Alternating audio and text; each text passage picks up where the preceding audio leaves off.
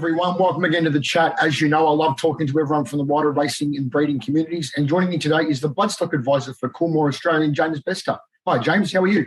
Good, thank you, Ben. What about you? Very well, thank you. We've met at the sale. We've met unofficially looking at each other at the sales, but this is the first time we're having a chat. And it's not long now till Royal Ascot, and home affairs is over there and very exciting for everyone at Coolmore.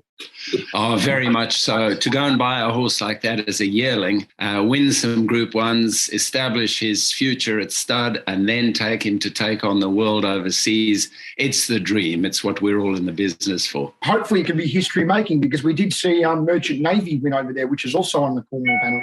Yes, Merchant Navy was very exciting. Coolmore bought into him shortly before he went for overseas. And, of course, he achieved the dream as well and is now standing at stud as a successor to his sire, Fastnet Rock. Tell me, James, I hear a bit of a South African accent. You've come a long way since you were originally training to be a police officer over there, weren't you? Well, in a manner of speaking, I grew up in South Africa where everybody has to do national service. So once I'd finished university, I studied for a law degree, and I had to choose between the Army, the Air Force, the police, or the Navy. So I chose the police because that most closely aligned with my law degree. And I thought that 2 years in the police would stand me in good stead if and when I became a lawyer. But that never, ever happened because the horse bug bit me and drew me down roads I never returned from. And I believe you had that horse bug from when you were quite young, and you wanted to ride a pony, or you had a pony when you were younger. I did. I rode horses as a young fellow, and that was my first love. I wanted to be a professional show jumper, but there's no way you can really make a living out of that. A few around the world do, but thankfully I found racing, which enabled me to indulge my passion for horses and at the same time make a living. And as a Bloodstock Advisor, what specifically are you doing for Coolmore? It's varied over the years. I've been associated with Coolmore for a very long time now. It's coming on for 40 years, but it started in the Isle of Man, where I worked for one of the Coolmore co-founders, Robert Sangster, whose famous horses are here on the wall behind me in these paintings.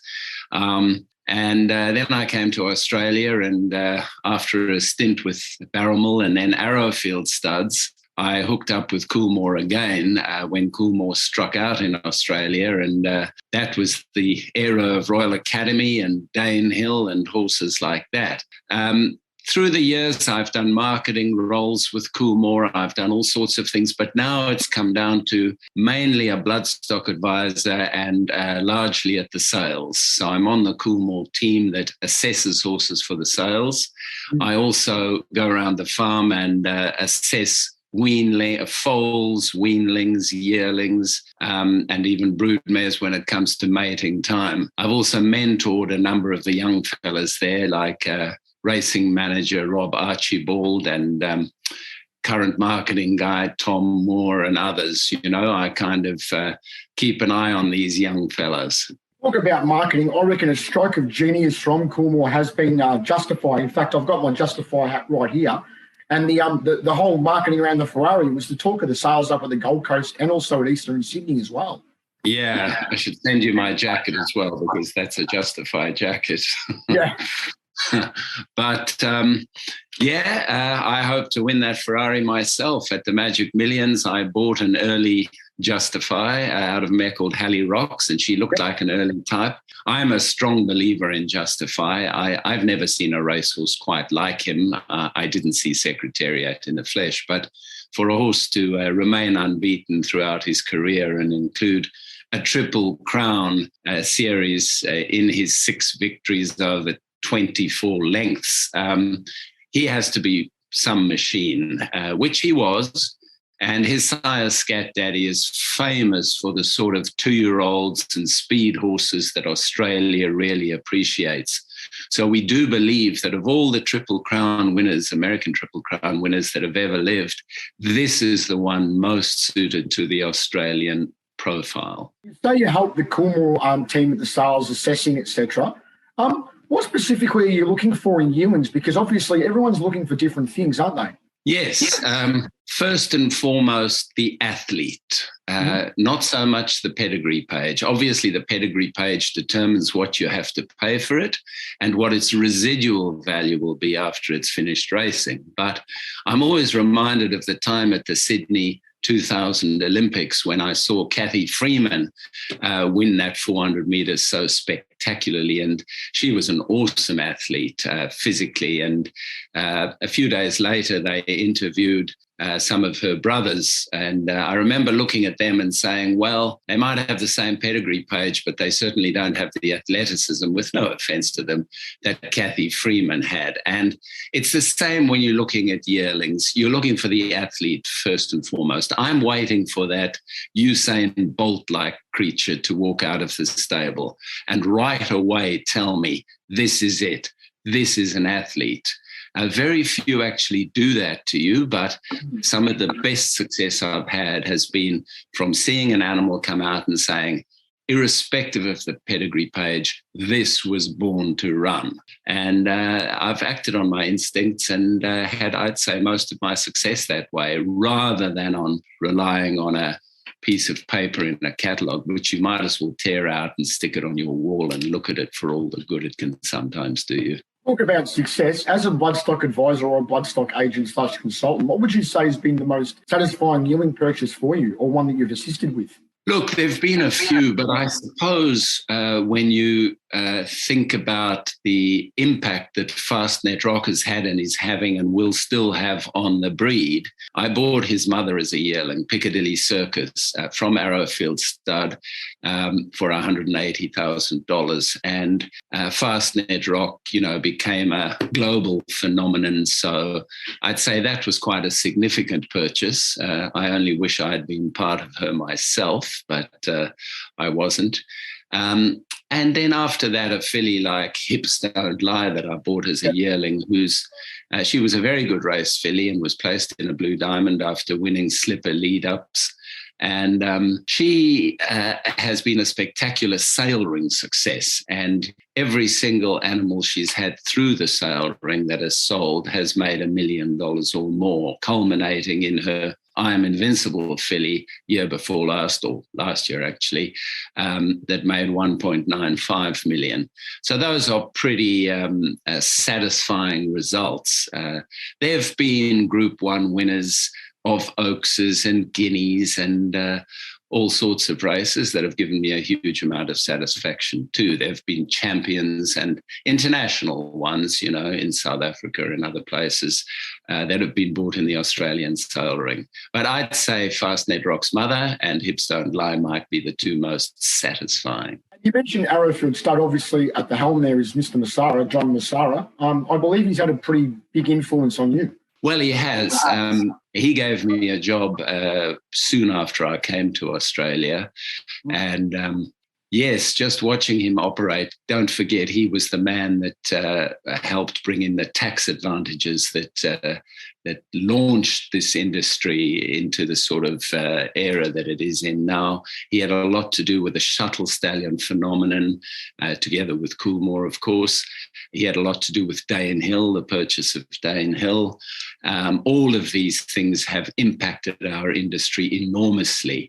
He helped lead us through the EI crisis, and then he played a major role in the prize money that we enjoy today, along with Volandis and others. So at every level of the industry, without even mentioning the impact that his current stallions, Schnitzel and Not a Single Doubt, and others have had on the breed. One way and another, yes, he was a big influence on me, and I'm always grateful for it. You mentioned those shuttle stallions, James. Mr. Massara was almost the innovator when it came to Asian interest in Australian racing, because we, with Mr. Yoshida, bringing the Japanese stallions to Australia. Yes, of course. Well, the involvement with shuttle stallions started, as I said, with the Irish and with John Magner and Robert Sangster and others. That was John Massara's initial contribution. And then it moved on to his interest in the Japanese thoroughbred. And obviously, they've been big players, the Japanese, in our industry. As you said, the Yoshidas and others and their stallions. So yes, indeed, the influence spreads wide. Where does your love and interest in racing and breeding come from? Were your family in racing at all back in South Africa or anything like that? No, my father was an avid gambler, along with these other vices. But I myself just had this love for horses, riding them. And then the minute I got involved with racing them, of course, there was just something about the thoroughbred that, turned me on and made me happy and satisfied and fulfilled me. And it's hard to say exactly where it comes from. And what does James Bester like to do in his spare time? Because it's been a little bit hard to track you down. You're usually busy with sales, but when you do get spare time, what do you like to do? Well, I'm one of these guys, old and decrepit as I am, who has children all over the place. So I still have young kids who are 6 and 8 years old, and they take up most of my spare time. But one of them rides and the other one plays sport. So the weekends are taken up with running around after the kids. My wife and I do enjoy fox hunting, for instance, and we go hunting on horseback.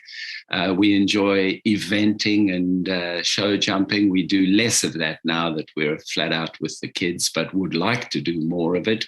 We still have ponies for the kids and horses for ourselves on our little 5-acre property here in Scone.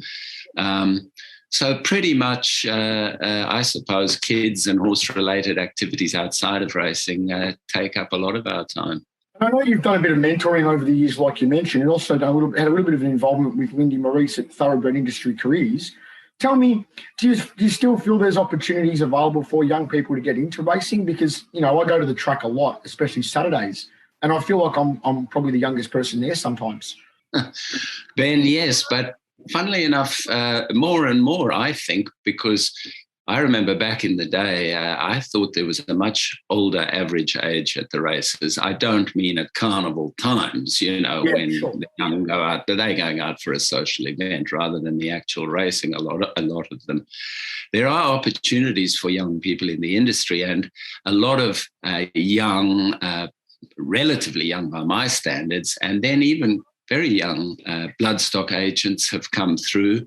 The old guard is John Foote and myself and others of our ilk, Kieran Moore and those, but John Hutchinson and others, Jamie Walter. I don't want to leave people out, but then came the sort of younger brigade of James Harron and others like that, and then Andy Williams and so many now, Suman Hedge and others I consider young. And they've all come through and found their way through in the industry, particularly through the sales companies. People like James Mitchell that came through Inglis and helps his father now, Bill Mitchell, another old-timer like myself. There's a lot of opportunities if people are willing to put their head down and go for it, and particularly something like the Darley Flying Start or Godolphin Flying Start, whatever they call it these days, is one of the greatest opportunities any young aspiring horseman can have. I mean, I think Adrian Bott was on it, Henry Field came through it, many others, but yeah, as long as you're willing to work hard enough, there are opportunities in this industry. I think one thing about the industry that makes it attractive, I think, for a lot of people is the fact that it doesn't matter if you're high profile or lower profile, pretty much everyone's approachable. There's not really much security around and stuff like that, whereas professional sports these days, you hardly get access to anyone because there's security everywhere or gatekeepers. Yeah, great old saying. Everyone's equal on the turf and under it. And from the Queen of England to your taxi driver or, everybody all across all strata of society can have a real interest in horses, and especially in Australia, can own horses, We have the most marvellous syndication set up in Australia, which some other countries have, but no one to the extent that Australia does. And this drives a lot of the prize money. And then just the interest, the media around it is phenomenal, actually. And as you say, it's everyone's approachable. It's all equal. Queens of the turf like Gay Waterhouse have always been as approachable as anybody. So that's one of the great things about our industry. That egalitarian approach is very different to, say, in the UK. I spoke with the commentator Nick Luck last year, and he was saying he bemoans the fact that racing isn't as accessible when it comes to ownership in the UK compared to what we've got here in Australia, because over there, in some ways, it's still very much viewed as a rich man's sport, James. Well, it is, and training fees are quite horrendous compared with Australian training fees. Prize money is far, far inferior to Australia. So, a combination of those factors means that your man in the street finds it very difficult to participate. And, there's always that class thing in the UK that has been around forever and, which is slowly dissipating. But there's always that feeling that those people are inaccessible and out of reach, and that it is a rich man's sport, or, something that the elite can pursue. But thankfully in Australia, we don't have that. And we talk about money and rich, etc., for example, James. The bloodstock market's certainly holding up, considering the last couple of years from COVID. People can't travel, so what do? They spend money on horses. Yes, it's quite remarkable. I was talking about this just last week, but definitely the fact that people haven't spent vast sums on taking their families, on overseas skiing holidays and overseas holidays. There may be some sort of a sense of, this gave everybody a big fright, and, you can't take it with you. You might as well enjoy the fruits of your labours. And don't forget that during the COVID period, horse racing was the only thing in Australia that people could watch on TV. I mean, there was all that ridiculous nonsense of not having normal sports and things. Look, they made all those mistakes, didn't they? And now with more COVID cases than ever before, everything's just back to normal, which it could have been in hindsight from the very start and should have been. Anyway, I'm not here on a soapbox about that, but fortunately for the horse racing industry, we were able to continue. And a lot of people tuning in on Saturdays with that the only sport to watch were able to form some sort of an attachment to horse racing. So that may have helped a fair bit.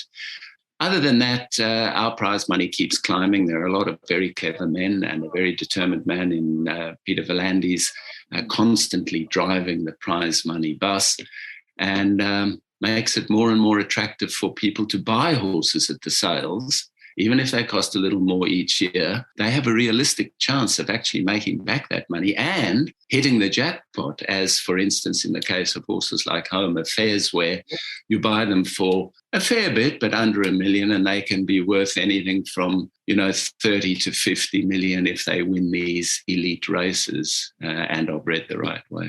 The fact that racing was the only sport on TV that people could see, I think it's great now that Channel 7, pretty much every Saturday now for the next couple of years, we're going to have racing on TV outside of carnival time, which is excellent. Yeah, that is fantastic. In fact, throughout Australia, the coverage of racing is wonderful. Whether you've got Sky Thoroughbred Central or racing.com, now on the mainstream Channel 7, anybody can tune in at any time and watch a race all over the country. So that's I think, reasonably unique in the world. We're very lucky. Last but not least, although you did mention in the email back to me it's not current, but I did want to ask it because it was when I sort of first got exposed to big-time racing, because I worked at Moonee Valley Racing Club at the time. Tell me about the day you won the Cox Plate. Well, with Adelaide, that was a pretty special day. I was Coolmore's racing manager at the time, and Tom Magner had negotiated the purchase of this horse, who was raced by associates of Coolmore and Coolmore in Europe. A remarkable horse who had gone to America and won a Group 1 there, and then came to Australia. And, to go from Europe to America, win the Group 1, come to Australia, one could only dream that he would then pull off the Cox Plate. I mean, the Weight for Age Championship of Australia, he was drawn right on the outside of the field. That didn't make life easy from that start at Moonee Valley. Thankfully, he had Ryan Moore on board, and He jumped, and all the way along the back, he just continued to make one big sweeping run. And afterwards he said to me, look, it's a cambered track, you know, a bit like those cycling tracks. And that's the way to ride those. But you can't afford to break momentum or rhythm. You know, a horse's breathing depends on his rhythm, and he takes a breath for every stride. And for 1,000 meters, he maintained an absolute metronomic rhythm, and he just slowly circled the field, swept around them at the top of the straight, and beat 10 other Group 1 winners, you know, in very fast time, carrying the weight of the horse a year older, you know, because of the Northern Hemisphere, Southern Hemisphere thing. So that stands out to me as one of the finest racing performances I've ever seen, and riding performances. What a thrill. I can't tell you what a thrill that something like that is. Thanks, Bester. Thanks for joining me. Ben, it's an absolute pleasure. I enjoyed talking to you. Thank you very much.